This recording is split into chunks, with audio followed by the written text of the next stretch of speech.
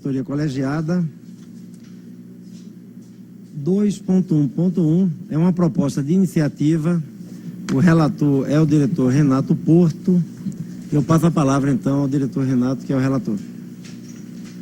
Bom, presidente, antes de começar o relatório, eu só queria esclarecer para vocês que eu tenho duas hipóteses para tratar esse assunto da revisão do Paraquat. É um dos agrotóxicos que precisam ser revisados. Pô, só se eu... Não, mas eu não vou falar mais alto, não. Alô, alô, alô, alô. Eu não vou falar mais alto. Então, presidente, nós temos duas hipóteses. Eu tenho um relatório de uma iniciativa, porque esse processo ainda não teve iniciativa. Ocorre que o processo, quando foi tramitado para a DIREG, ele já foi tramitado também com a consulta pública do Paraquat. Então, como é um processo que está dentro daquelas ações judiciais, a gente já está com prazo vencido, a minha sugestão é que fizéssemos um processo já pulando, ou pelo menos otimizando uma etapa, e já fizéssemos a relatoria da consulta pública e colocássemos em consulta pública. Como esses processos são processos que a gente pouco influencia nessa etapa da consulta pública, eu acho que isso teria pouco prejuízo. E aí o único seria que a gente faria também o sorteio para uma relatoria desse processo, e aí sairia relatado, seria decidido o relator e já teríamos a consulta pública publicada em seguida. Eu acho que isso a gente economiza um pouco de tempo e ganha um pouco. Sendo assim, presidente, é um processo de interesse da SUTOX, a matéria consta da agenda regulatória.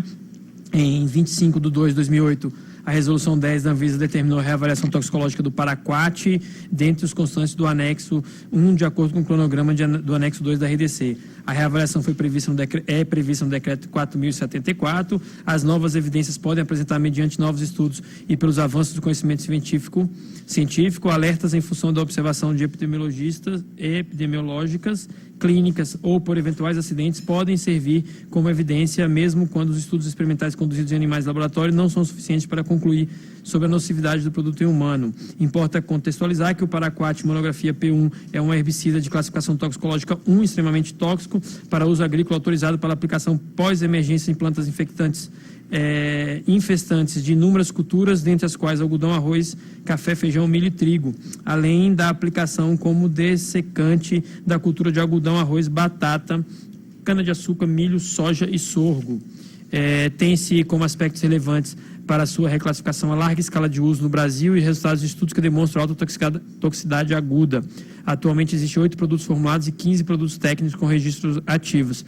A GGTOX, por meio do parecer técnico de reavaliação número 1 de 2015, analisa a nota técnica da Fiocruz, encaminhada pelo ofício número 12 de 2013, e conclui: diante da escassez de evidência, não é possível afirmar que o Paraquat possui potencial de desregulação endócrina, carcinogênese, toxicidade reprodutiva e teratogênese, necessitando-se de informações mais profundas e até mesmo estudos específicos para o seu enquadramento ou não na categoria proibitiva relativamente a esses critérios. Possui elevada toxicidade aguda oral e importante toxicidade dérmica, o que em exposição a acidentais e ocupacionais pode levar a quadros letais de fibrose pulmonar. Não há antídoto para o tratamento eficaz para a exposição aguda ao ingrediente ativo, tem potencial mutagênico, tem potencial de desencadeamento de doenças de Parkinson e recomenda-se a descontinuação do produto no Brasil, objetivando a proteção da população brasileira. Esses são os dados da Fiocruz. Destaco a ação civil pública que determina também a revisão da agrotóxico, presidente. Nesse sentido, presidente, eu estou sugerindo que a diretoria colegiada já aprove a consulta pública, já há modelo para isso, e que também, antes da aprovação da consulta pública, claro, a gente sorteie um relator para ficar na mesma conformidade com todos os processos de revisão de agrotóxico. Na consulta pública, eu já estou sugerindo um prazo de 30 dias, presidente, dado a especificidade do caso. Alguns a gente colocou como 10, mas esse caso, na minha avaliação, a gente precisa de 30 dias. Existem vários produtos no mercado quanto a isso, e a minha proposição é de 30 dias, presidente. É isso. Ok, bom, obrigado. Então, pergunto ao diretor Ivo, de acordo com o relator, eu também estou de acordo com o relator, então a gente aprova a proposta de iniciativa. Vamos fazer o sorteio.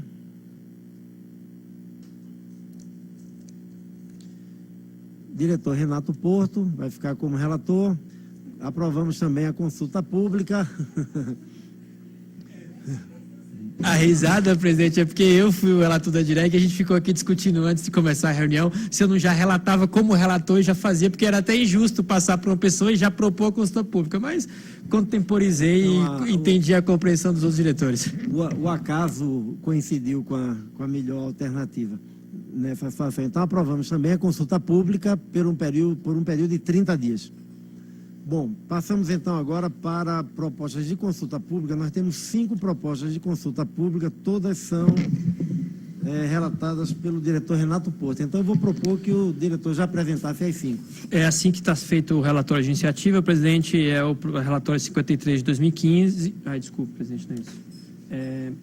É assim que foi feito o relatório de iniciativa, presidente, eu não tenho um relatório específico para esse. São todas propostas de consulta pública, é o nosso padrão, a gente precisa colocar todos os processos agrotóxicos, de fato, em consulta pública. Eu estou sugerindo o prazo normal, prazo também de 30 dias para todos esses processos caminharem. É isso, presidente.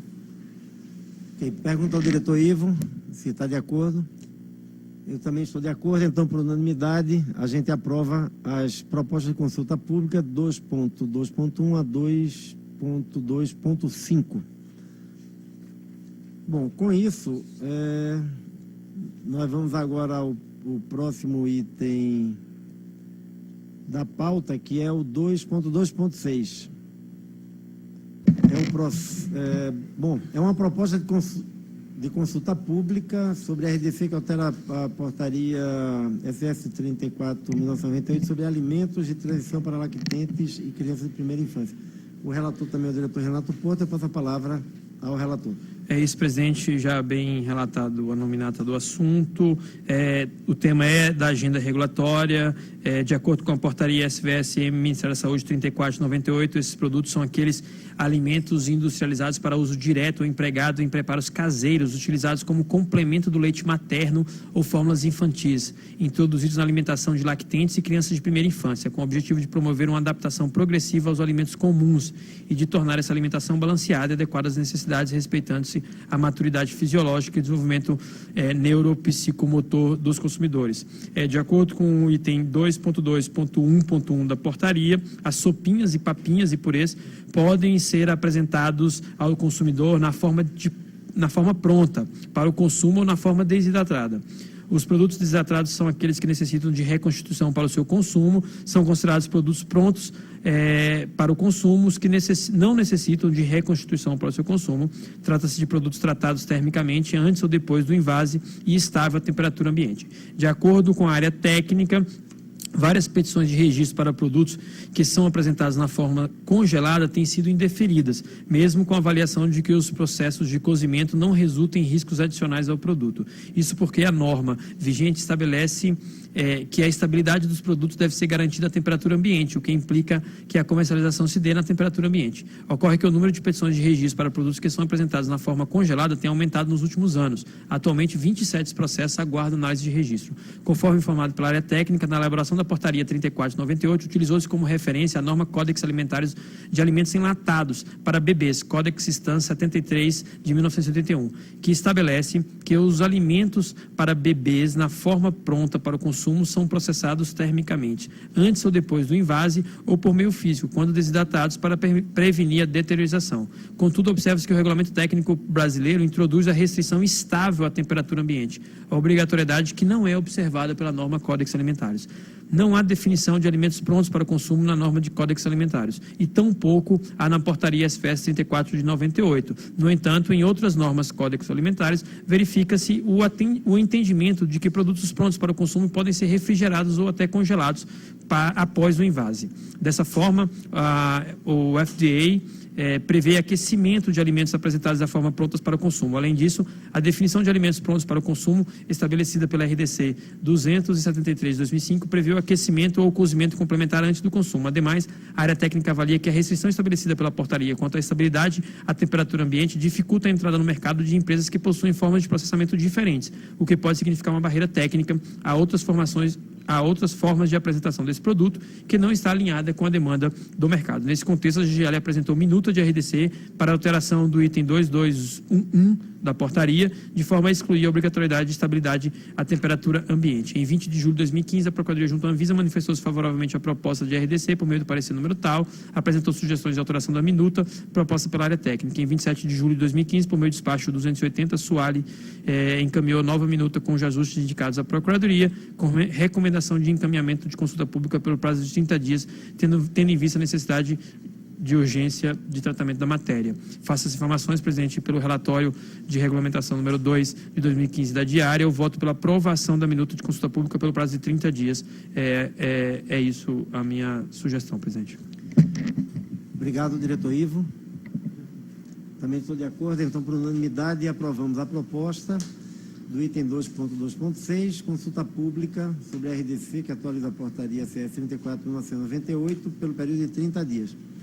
O ponto seguinte, o 2.2.7, nós já tratamos na primeira parte da reunião, foi aquele pedido de vista que eu devolvi e o diretor Motinho, como relator aí, pediu para a gente fazer o encaminhamento da análise da Procuradoria, ajustando o processo de tramitação.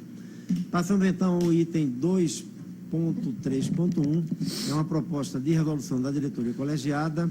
O relator é o diretor Renato Porto. Passa a palavra ao relator. Presidente, esse é mais um processo que eu estou terminando. Enquanto a gente não faz a distribuição da agenda regulatória, eu vou ficando com a lista da RDC 344. Né? Eu relatei ela o ano passado inteiro e já estou quase finalizando o ano com mais um ano.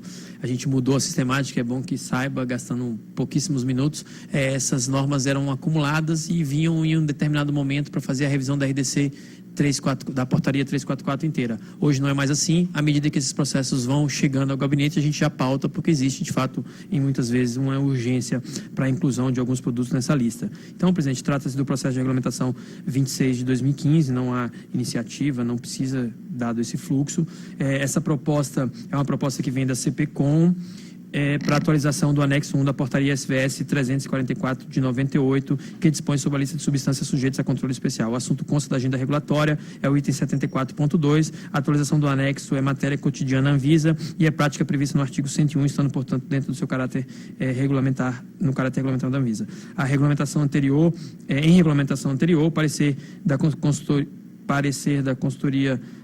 da Procuradoria Federal junto à Anvisa número 3 de 2014, conclui pela legalidade e constitucionalidade da proposta de atualização do anexo 1 da portaria, bem como pela competência e legitimidade da Anvisa para a edição de normas. Ademais, ressaltou que a atualização pretendida possui caráter eminentemente técnico, cabendo à técnica da Anvisa promover a verificação de qualquer possível irregularidade específica, assim como apreciar sobre a conveniência e oportunidade da edição do ato. A CPCom sugere a inclusão da substância vortioxectina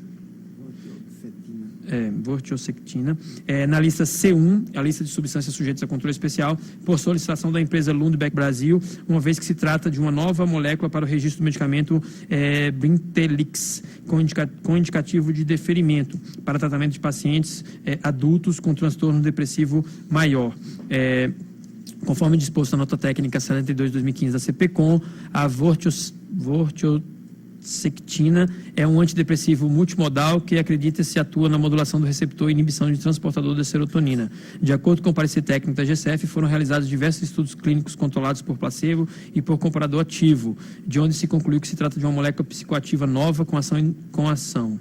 Indicação e eventos adversos semelhantes a outras substâncias já registradas e classificadas na lista C1 da portaria 344 de 98, que não há indicativo de potencial de abuso e que não foram relatados casos de abuso no país em que já é comercializada. Na Europa e nos Estados Unidos, sua dispensação é realizada mediante a apresentação de prescrição médica, não havendo controles restritivos. Dessa forma, considerando as características químicas e farmacológicas do risco sanitário e o estabelecimento de critérios equânimes para a classificação das substâncias, a CPCom é favorável à inclusão da substância vortioxectina na lista C1 do anexo 1 da portaria 344, relatório esse que eu estou me aderindo completamente, presidente, e sugerindo a alteração da 344 para a inclusão desse produto na lista C1. É isso, presidente. Obrigado. Pergunta ao diretor Ivo. Também volto acompanhando o relator. Então, por unanimidade, nós aprovamos a proposta de RDC, que trata da atualização do anexo 1 da portaria SVS-MS 344/98, referente à substância vortioxetina. Passamos, então, o ponto seguinte, o 241, já foi tratado, né, na parte da manhã. E, com isso,